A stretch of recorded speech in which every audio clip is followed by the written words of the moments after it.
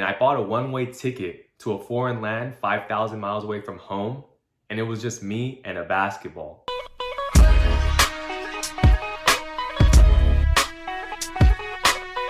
What's going on, everyone? It's your boy Des360, providing you with that motivational and inspirational content to help supercharge your day, your grind, your journey, your vibe. So today I'm gonna tell you a nice, cool story. I decided to go play basketball in the Philippines and live out there.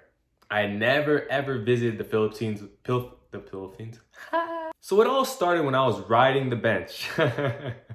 In college, I was riding the bench. My best friend was the star player of the men's team, and my girlfriend at the time was star player of the women's team. And I was here on the bench having a not so great time. The thing is, my trainer told me what I wanted was beyond the moment. Take that in. Keep putting in the work every single day. What I wanted was beyond the pain, the embarrassment that I was going through on a daily basis. Imagine that. Because I'm riding the bench, I decided to start playing in some adult leagues. And I played in one particular adult league.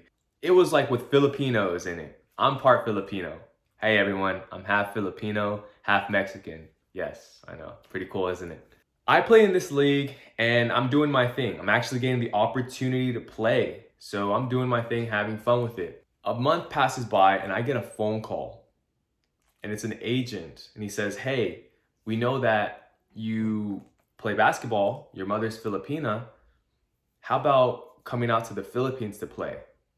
Do you want to do this? So I knew that I wanted to play basketball, and this was my chance. And if I were to say no to this, I could never have any regrets about not playing because the opportunity presented itself, although it was in another country. So it was that simple. I made a decision and I went overseas. My mom and I returned to the Philippines, my first time ever. We went to go check out the game. There was a team playing and wow, basketball in the Philippines is huge. So I remember my mom leaving and the first night I was staring at the ceiling. I was staring at the ceiling thinking, oh my gosh, what did I just do? I'm 5,000 miles away from home by myself. I don't speak the language. I don't know really where I am. I'm in Manila. That's all I know. I have no friends. I have no family out here really. I mean, I had relatives. I do have relatives who I've never met. But I had a basketball and I had the basketball court.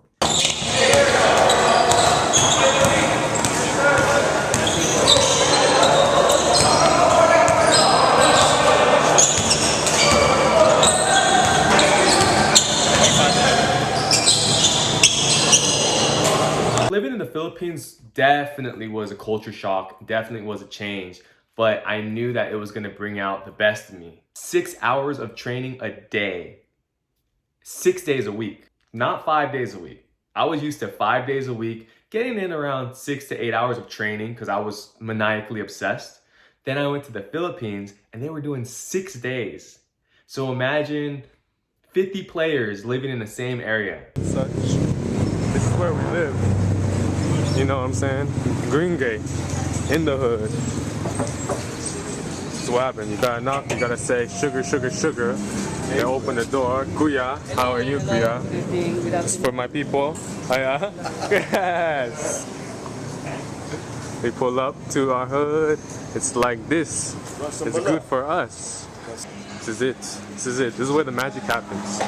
You go in here, right? It's first off. Gymnasio. It's serious out here.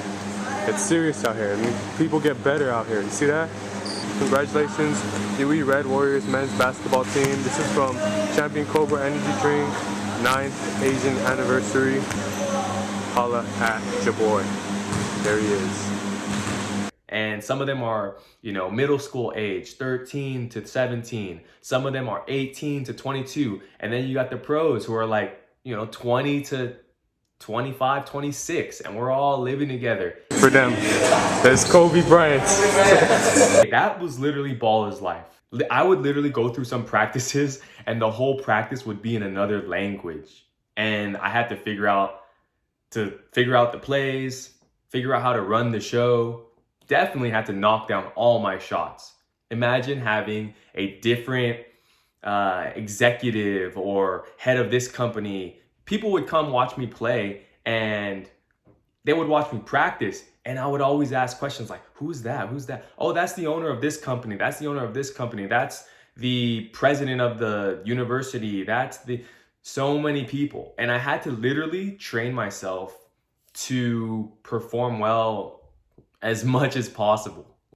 If you win and you drop 30 points, you're supposed to do that. If you lose and you drop 40 points, it's still all your fault.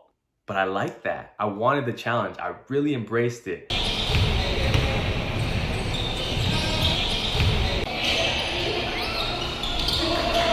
As I mentioned, bonding with teammates. We would go to the streets and eat street food, street food is pretty sketchy. What's up, Kuya? Masarap. Imagine you're on your own now in a new country. So you're responsible for everything and you stick out like a sore thumb. We would go to the mall and everyone's looking at me. You'd hear LeBron James. You would hear the fun Derrick Rose. You would hear everything. Dunk. I'm in the mall, bro, and you want me to dunk. And the games, oh my goodness. People love basketball in the Philippines. Packed stadiums. People are drumming. They're drum teams. Can you imagine that? Drum teams at your game.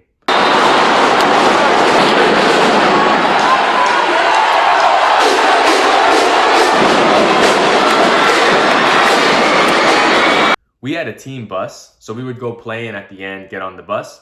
One game, it took over an hour to get onto the bus because after the game, autographs, photos, and to see that the love and appreciation and passion for basketball, they call it puso. Puso means heart in Tagalog. Mind you, I didn't speak any Tagalog, but I learned a little bit. Konti lang. Kumusta ka? And for the ladies, maganda ka? You're very beautiful. I would go out every Sunday and go play ball with these kids. And it was great to just see them playing ball literally with no shoes. These kids had no shoes and they're playing and they're smiling and they're calling you idol. They're calling you idol, idol. Tell them what you told them about me. I'm shy. Am I your long lost brother? My long lost brother, Desmond. You can see me, feel me. I'm here. I really wanted to be that player that you don't just see on TV or hear about, or, oh, that Phil-Am. Phil-Am is what they call Filipino Americans. Phil-Am, get it? So all basketball players, I think there's an important responsibility to give back and let people know that they can achieve that too. They should also dream big. Everyone should dream big. We would teach kids how to play the game of basketball, and you'll have the whole province come out. Provinces are like towns.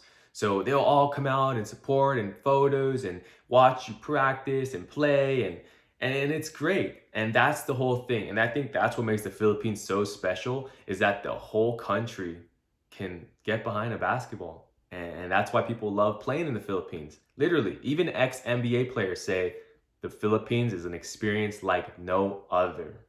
One time I took a bus for 9 hours, a ferry for 6 hours, and then a car ride for another 4 hours. So think like almost 20 hours of travel to go to an island tournament.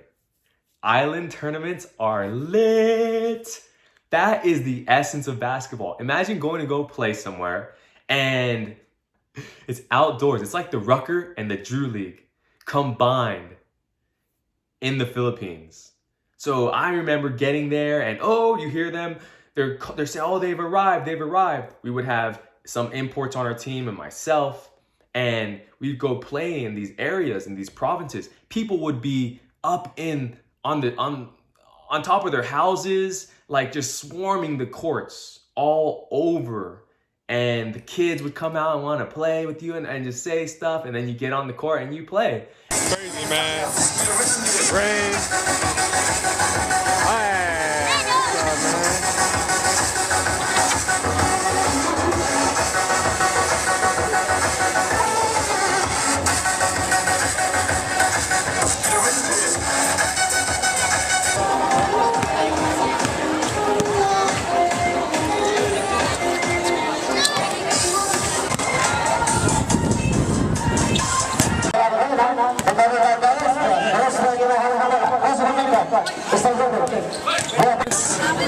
What's up? Dito kayo sa ano sa Amerika.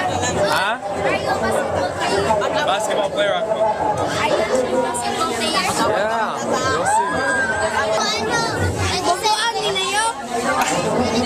And in the Philippines, it's basketball and it's also entertainment. So if you can get out there, smile, show your personality, they love that. Money is one thing, but the experience, that really is a lifetime. So what about the islands? Traveling to different islands. I'm gonna roll the clip. Look at that water.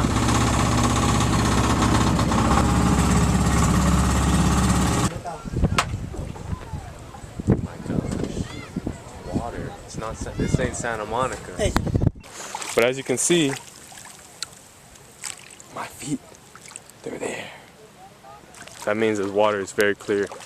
So imagine you're playing ball, you're doing your thing, and then you get like 4 days off. All right, 4 days off?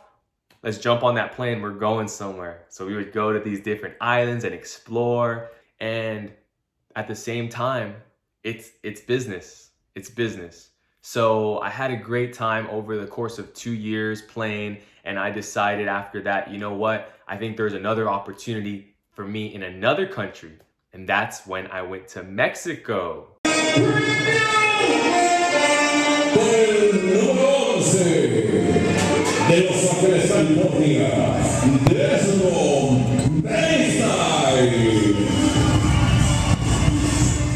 Is the overseas life for everyone? Honestly, it is not for everyone.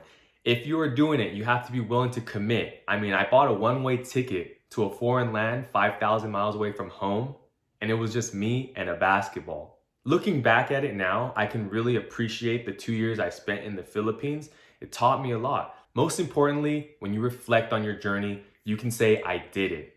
I went to another place. I lived there for 2 years, and I made it happen. So I hope this story is inspiring to you.